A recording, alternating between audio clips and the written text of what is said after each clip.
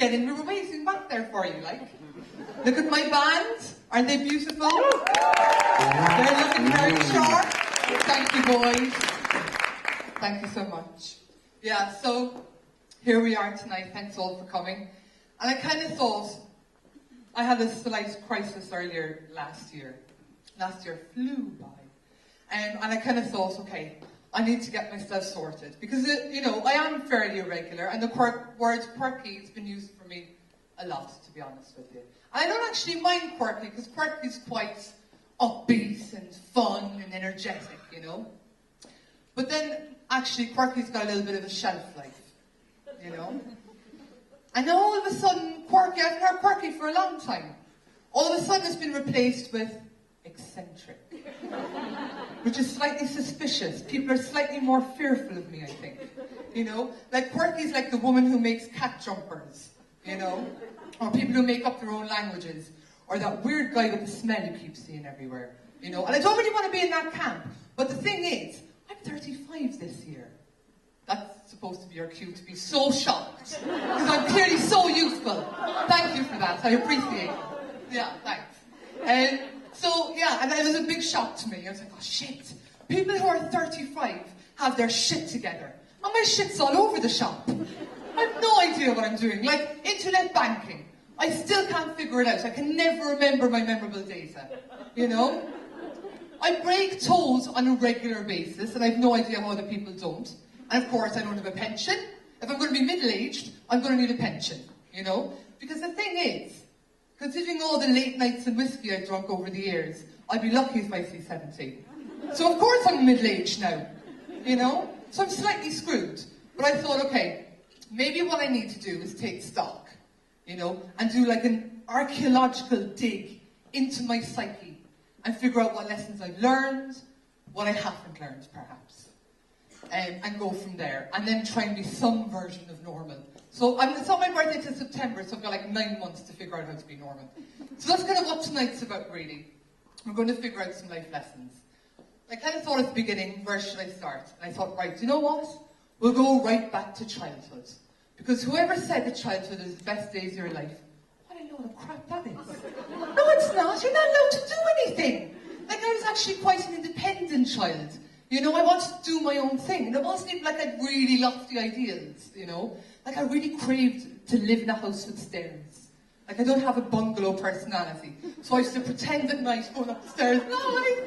No, it didn't quite work. So it's always been, you know, given out to, as we say back home. Telling off, you say here. And I kind of thought, oh, this is shit. And you know who that reminds me of? I know you've already made the comparison yourselves in your head. The baby Jesus. You know? He couldn't do shit without people getting in his face. You know? And he was clearly a showman. You know, I like that about Jesus. He knew how to work a crowd. I mean, his miracles were a bit dodgy, I thought. The fishes and loaves thing, or loaves and fishes even. I thought that wasn't so great. I kind of would have preferred the idea of like a river of pick and mix. That's the way to go, you know?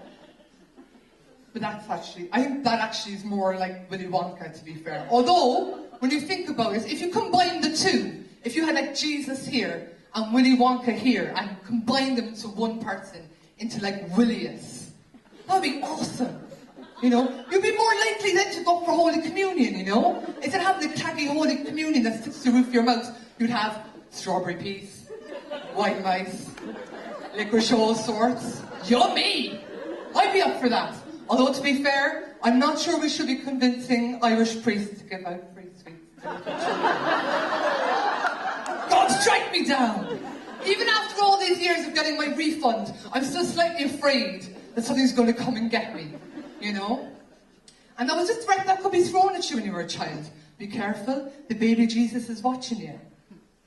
So I clearly realised all of a sudden, feck it tonight. I think the baby Jesus is kind of judgy. You know? It was always like, the baby Jesus wouldn't be pulling his sister's hair. The baby Jesus wouldn't be back chatting Holy Mary, would he? You know? Or the ultimate threat. The baby Jesus is watching over you. Now, I had a slight image in my head of this giant floating baby blimp above my head, passing doom and judgment down upon me. You know, that's a hard cross for a child to carry. And I tell you now, one of the first times I felt that. And that was the farce that is the school nativity play. Sweet Jesus. All week long before the auditions, I'll be doing my best impressions of being holy. I'll be going around genuflecting, reverse genuflection, maybe even a shimmy genuflection. No, I even had a holy face. No, every time, feckin' Fiona O'Leary was swooping. And she was not only shit, and being a child is no excuse for being shit, I'm sorry. She was blonde. When did you ever see a blonde Holy Mary? Never, not even in Scandinavia. I know this because I Googled it. So it was a massive disappointment. So I kind of thought maybe what I need to do in this song is get rid of some of my angst and some of the baggage I'm carrying from childhood. Because that's what a therapist would say to you. What happened in your childhood? You know? So that's what we're going to do. This next song, oh, if I can get it in, that says. It's called Childhood, What a Load of Shit.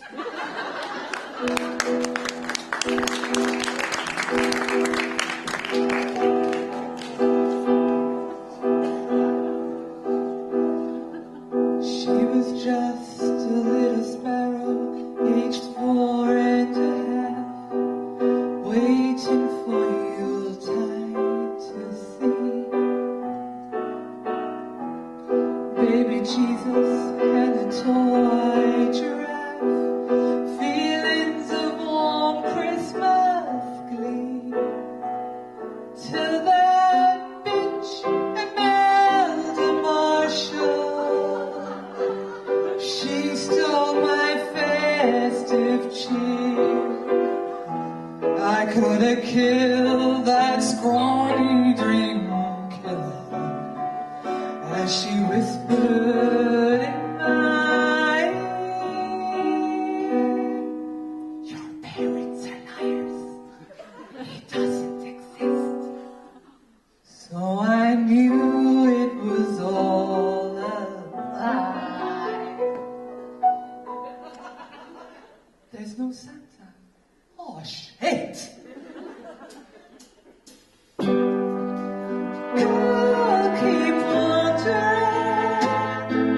She's feeling lost right now, so blue she kept on wandering. Poor little girl, so blue.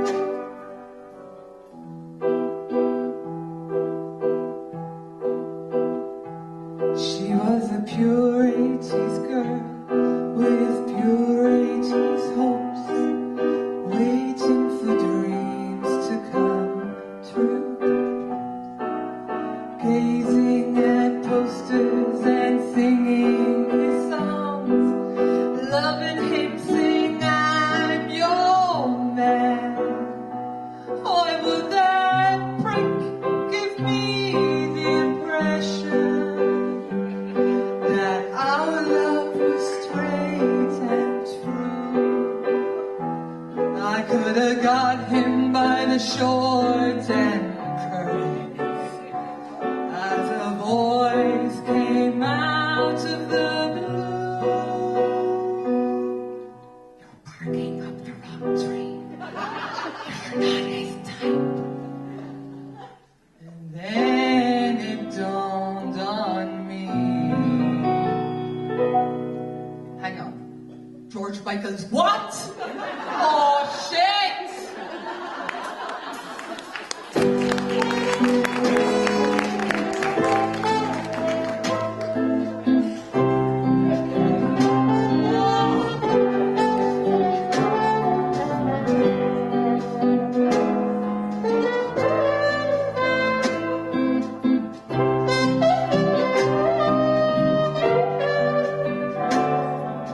That little girl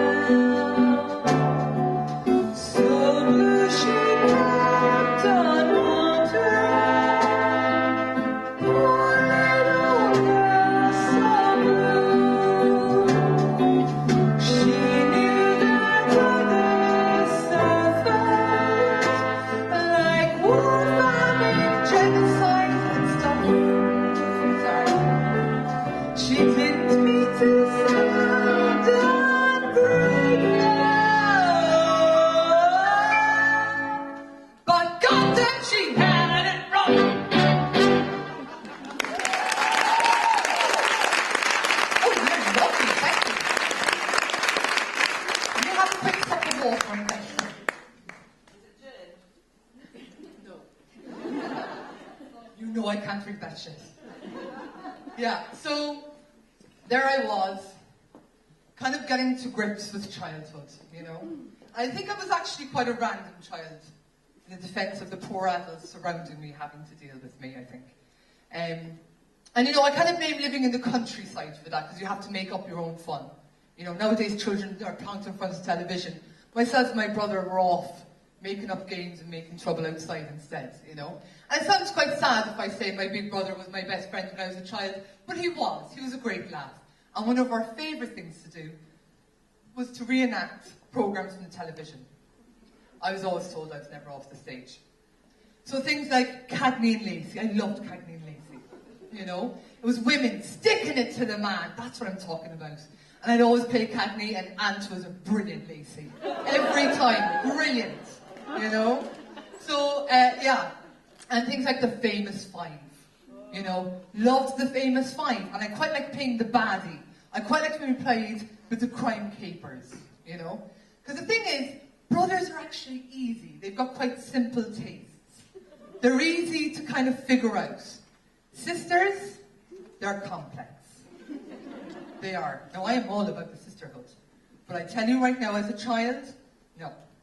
And I did have a sister. I still do. She's not dead or anything. She's in fact in the audience. Hello, Nicola. But she was a bit of a meanie at that time. You know? Like, you had to be very careful around her because she could snap on you. You know? So she actually tried to lead me once into a life of crime. You know? And I like to say I was an innocent bystander. I did go along with it. And I'm ashamed for my actions now. She informed me one day that I had to make a prank phone call. Now, I decided I would get out the phone book. Now, another person would just randomly dial in numbers, but as far as I was concerned, it was not going to be a faceless, victimless crime. So I chose a Barbara Murphy from the phone book. And Nicola's standing over me, bearing down my neck. I can feel like her hot breath on my neck. And my fingers are shakily putting in the buttons. I'm going, please, baby Jesus, don't let them answer the phone, don't let them answer the phone. And I'm trying really hard to be a big girl. No, the phone's picked up. It's Barbara's mother. Barbara's at work and she's a nurse. So I had this image straight away of Nurse Barb helping the poor sickly children.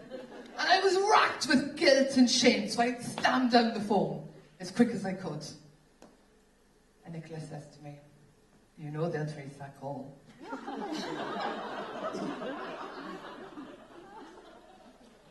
So for the first few days of school, back in school, I had images of the FBI crashing through the ceiling out from their helicopter, ready to get me. SWAT teams surrounding Ballygarvin National School. I was ready for it. Now this was around the time of Lent. Right? So the bishop on Ash Wednesday, for you people who don't know what that is you basically put somebody's coal on your forehead in a big cross.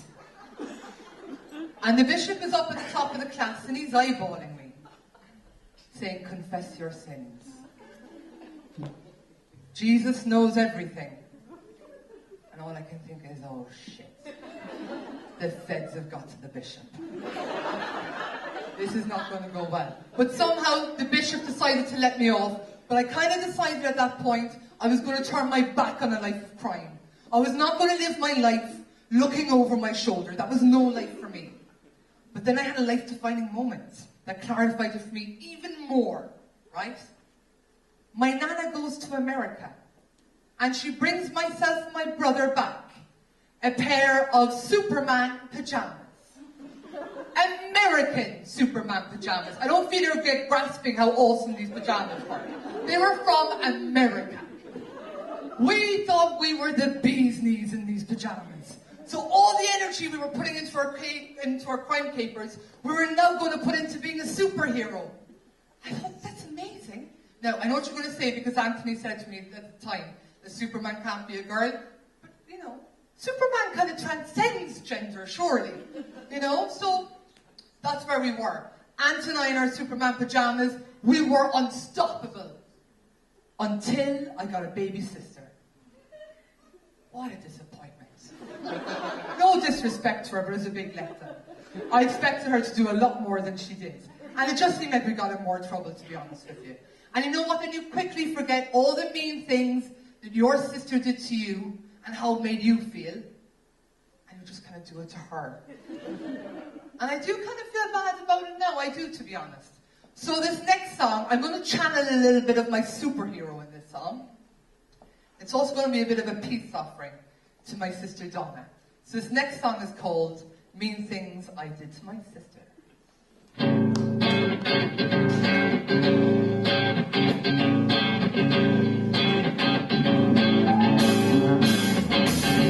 was a mean big sister, dancing to my own drum.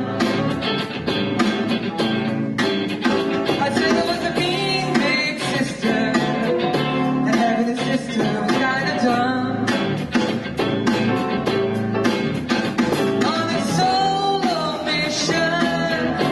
One by one was my total sum. She was slow, I was worried. I got to milk with water from. I was a mean big sister. I wanted to shoot her in the bum. I did some bad things to her. We should go on.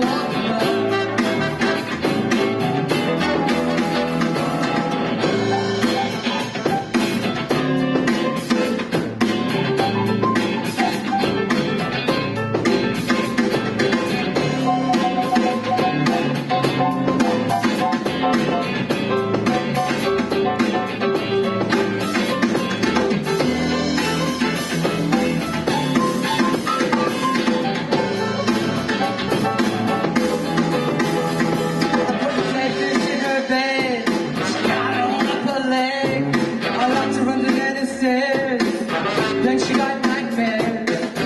I gave her concussion with a bump on the head, on the hot wax in her face. I was a big stick to disgrace. I did bad things to her. I'm sorry I called such a stir. I was a mean big sister. It's all kind of blur.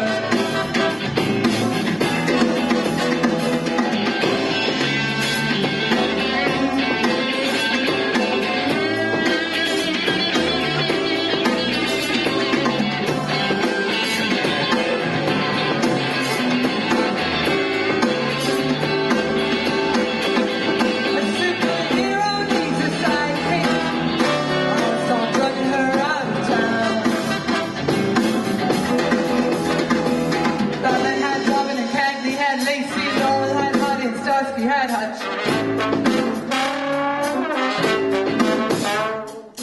Tom had Cherry, and Shirley had Pepsi, and most importantly, George Michael had Rick. I'm gonna build up my sister, instead of trying to tear her down. I'm gonna be a good sister, build her up and not tear her down.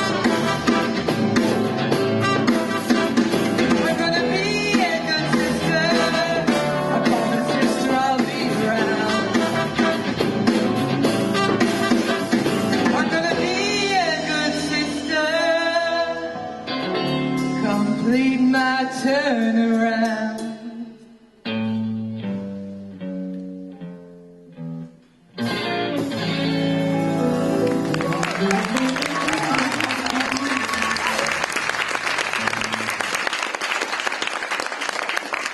So yeah, that was perhaps where I learned just finally, God, I'm breathless after that. Yeah, let me put this up for a sec. I've got to take George Michael off my back.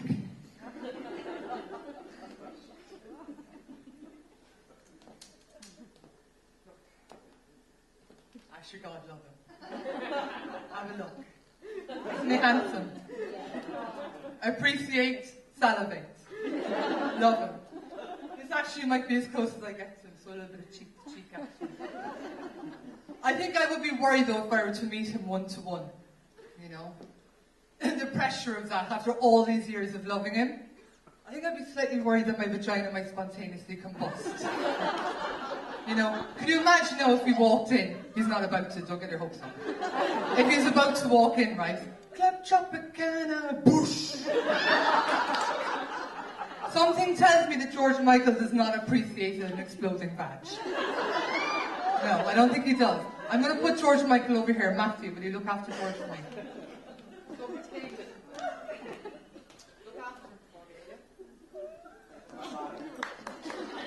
Don't be playing with him. Hey, careful. If we're going to have a prop, Jesus, that's the best prop to have, surely. That is clearly the best superhero cape in the world, isn't it? And that's clearly a rhetorical question because I know it is. So yeah. So you're just kind of getting to grips with the rules of childhood, you know? And figuring out your role in the family, your role in school, in the greater society, and then wham! Pardon the pun there. I didn't actually mean that. That just happened. It's like he's always in my mind. He is. But yeah, so then you get hormones, you know? No, I was already a tall child. But I hit this height when I was about 13. And then you get boys into the mix. To be fair, they only came up to my non